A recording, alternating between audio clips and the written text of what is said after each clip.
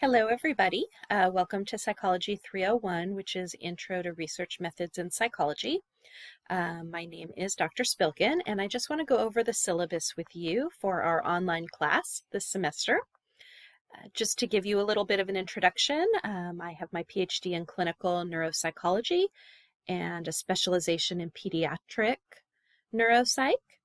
And I've done a lot of research and clinical work as well as teaching. And my favorite thing to teach is research and statistics, so I'm really happy to be teaching this class for you this semester. The best way to reach me is by my email, which is right here. Just put maybe in the subject line Psych 301, so I know that it's regarding Psych 301, and I'll get right back to you. Since we are completely online this semester, I don't have an office location, but I'm happy to do office hours by appointment over Zoom. So again, just send me an email. I'm pretty flexible since I'm on my computer all the time, as I'm sure you all are this semester, and I can usually set up a time to meet. We will have a course website on Canvas, so hopefully you've seen that by now. And each of you are in a particular section, either section 5 or 6, in which your TA is Zarina, and here's your lab time, or section 7 or 8, in which your TA is Xavier. The labs have different syllabi. You'll see a section on Canvas with Zarina's lab information and a lab syllabus there, and then Xavier's lab section and his lab syllabus there, and then there are videos describing their syllabus. So please be sure to watch that after you watch this. This description is for the lecture portion of the class, and we've got a lecture and a lab. So be sure to look at both syllabi. Let's see. In terms of research, I have this quote here: research is formalized curiosity. It's poking and prying with a purpose. So some of you may be thinking, oh gosh, research methods, I don't want to take this class. It sounds so boring. Maybe you've been dreading it. But as someone who's done a lot of research, I really enjoy it. I think it's a lot of fun. It's our way to ask questions and answer questions. You get to be really creative. You get to come up with a problem and try to find the solution. So to me, it's actually one of the least boring types of work you can do. And so I'm hoping that throughout this class, you start to feel that a little bit, if not totally in love with research methods, at least maybe like it a little bit as we make our way through this class. So you'll be learning about implementing various methodologies used for research in psychology. There'll be lectures that will cover different experimental techniques, concepts, statistical procedures, and then you have labs that are very interactive and where you're going to conduct your own research and write research papers in APA style. So learning outcomes, and you can look at a lot of this on your own. This syllabus is posted on Canvas as well, so you could read it, but you'll learn how to use the scientific method to answer questions about human behavior. We'll talk about measurement issues. How do you write good survey questions? How do you develop questionnaires and measures that are what we call reliable and valid? Designing research studies. How do you come up with a hypothesis? How do you plan a research study? How do you get people to be in your research study? That's called sampling. You're going to learn how to make sense of data that you've collected or you have read in the news. And I guess that's really important to me because maybe some of you want to go on to graduate school in psychology, and that's great, in which case you're going to need to know how to do research.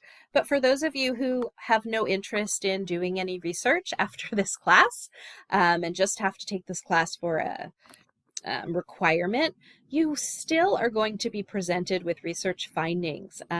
You'll read them in the news, you'll hear about it on TV or the internet, and I want you to be able to make sense of the data that you come across in your daily life.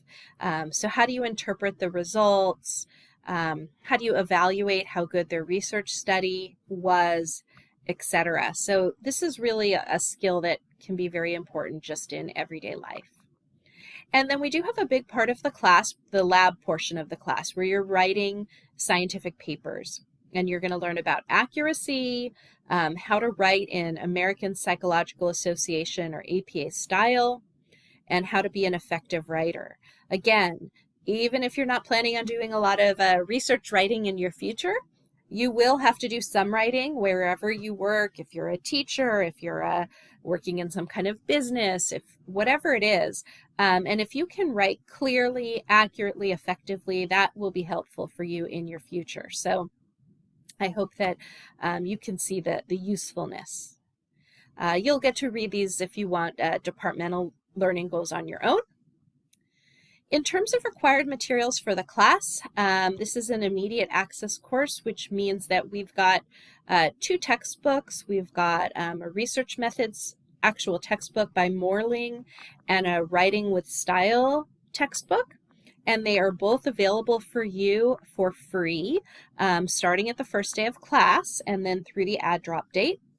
And then if you don't opt out, then your student account will be charged a special reduced price for the use of these online e-textbooks for the remainder of the semester. Unless you opt out by the add drop date, which is not September, you'll have to look that up. And if you have questions, please go to this website.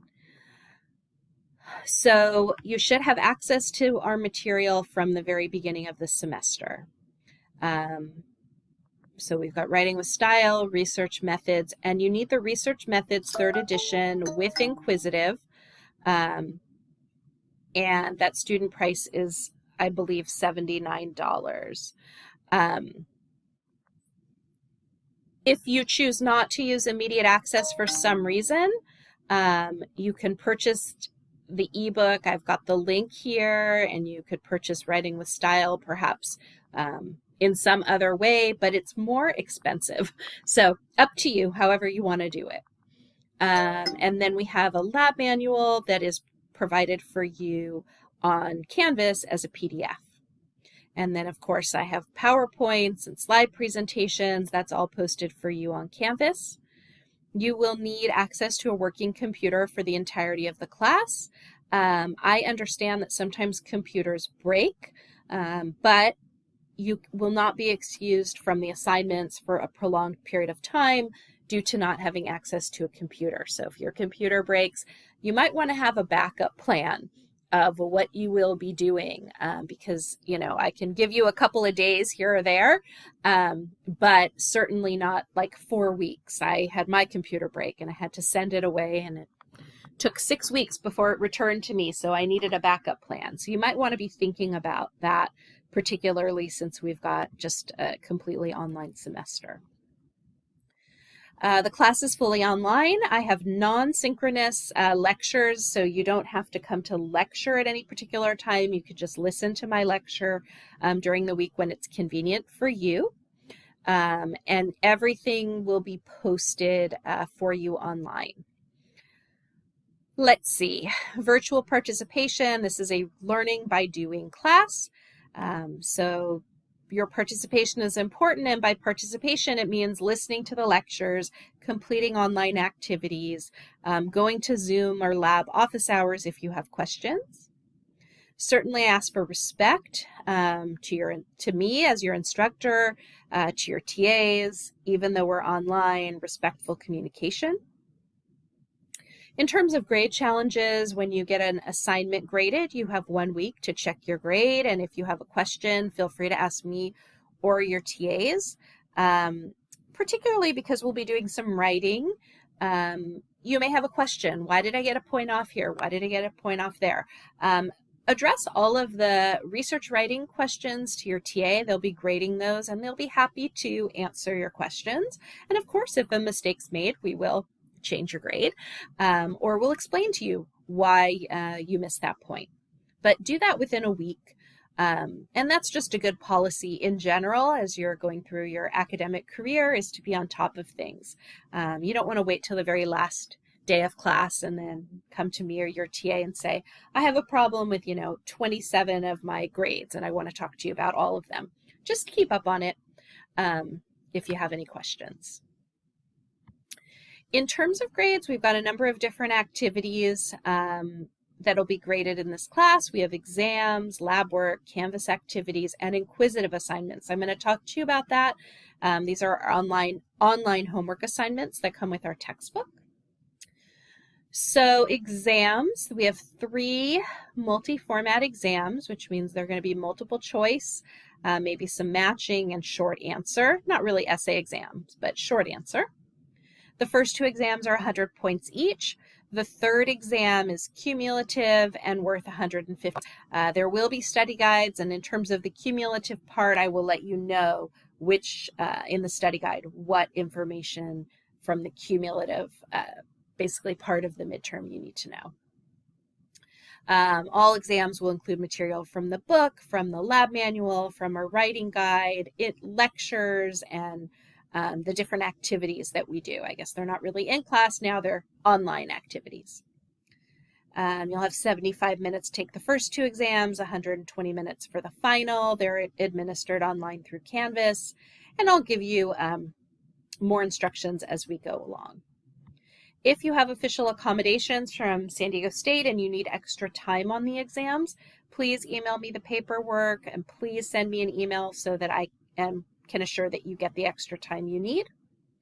We won't do any late exams without documentation. If you know that you're going to miss an exam, please let me know.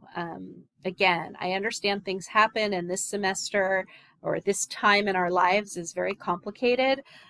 So if you're going through something and you need, something's coming up, just be in communication with me. I'll work with you if I can, but basically you'll know when the exams are, and I'm expecting that you take the exam, and you have basically an entire day to fit the exam into your schedule. Canvas activities, we do have activities pretty much every week, and they're due Sundays at 11:59 p.m. So you have all week to complete the assignment. Research Methods is a learning by doing class. And as such, there will be activities posted on Canvas. They're meant to reinforce concepts, help you prepare for the exam, and they'll be worth 25 points toward your total grade. There are no exceptions for the Sunday evening due dates.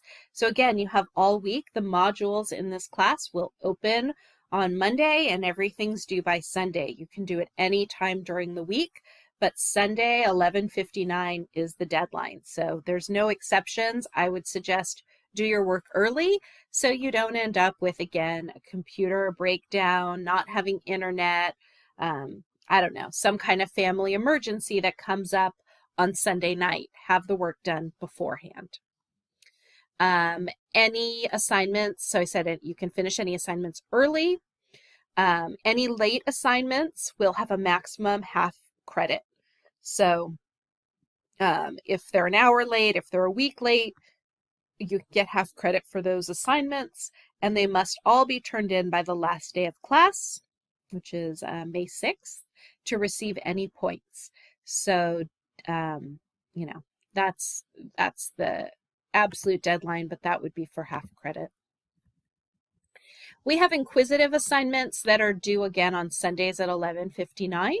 Inquizitive is an adaptive online self-study tool that's associated with our textbook, and these Inquizitive assignments allow you to practice and study chapters of the text at your own pace. They will help you prepare for the exam. There are 10 chapters. They're worth 4 points each, so 40 points toward your grade. Again, you want to complete the Inquizitive assignments before the due date. You can keep working on them throughout the week, so you can sort of work on it a little bit and it'll save your progress, work on it some more until Sunday at 11:59. Inquizitive assignments cannot be completed after the deadline. So while I will accept your little Canvas assignments after the deadline, the Inquisitives cannot be completed after the due date. I'm going to show you how you will access Inquizitive and how you'll work on Inquizitive in the next video here. I have a little technology video, but you must access the Inquizitive assignments through our Canvas course in order for your scores to report to the gradebook. And then if you don't see your grades in Canvas grades, just you must not be enrolled correctly. If you have questions, here's a support email. You will be writing 2 papers, and those will be completed in the lab section. You'll see more details when you look at the lab syllabus, and you can ask your TAs about that. And so the grades are right here. You've got 2 midterms, they're 100 points each. The final is 150 points. The APA paper number 1 is 101 points. The second paper is 89 points. We have 40 points for the Inquisitive modules. And again, as long as you do them, as long as you complete them by the due date, you get full credit. So everyone should be able to get those 40 points. And the Canvas activities, those are 25 points, and there's our total 605 points for the class. And then you can just look at the pretty straightforward grading breakdown. In terms of university policies, again, I'll let you look at this pretty much on your own. If you need any kind of accommodations, please let me know as soon as possible so I can be sure to get you the accommodations you need. Any student concerns, complaints, problems, please again email me. I'm usually very able to help work out whatever the issues are. Academic honesty is extremely important, and I'll just pause here for a second to say that it is extremely important to me and I take it very seriously. Particularly being online, we need the work to be your own. Please, we're very good at finding out and figuring out if somebody's copied someone else's paper, worked with somebody else. Please do this work on your own. This class is really important, and you're going to be using these concepts as you move forward in your academic career. And so we really need to be sure that you know how to do this work. So please do not work with someone, cheat, plagiarize, etc. If academic integrity isn't maintained, you'll be reported to the Center for Student Rights and Responsibilities, the chair of the department. You'll receive a 0 on the assignment and you might fail the class. So just don't do it. Take the time to learn the material. If you have questions, ask me. That's what I'm here for. I really want you to learn this. Like I said, I really love research methods and enjoy teaching it. So please feel free to ask me. You've got all this material. You can look at resources for students if you want any academic support. Again, being very respectful online. If you have a long-term medical related absence, again, let me know. We need communication. I need you to be proactive, particularly since we're not in class. I can't recognize if you're not here. So let me know, again, particularly because we're in this pandemic situation. If you're sick, if there's something that's going on, let me know so we can work out a plan together. And then here's our schedule. Pretty much should look like this. Of course, I say subject to change. If there's any changes, I will announce them on Canvas and through email. This week is our welcome and introduction to class. You still need to listen to my video on how to use the Inquisitive technology as well as your lab syllabus. So those will be the last 2 introduction videos to watch.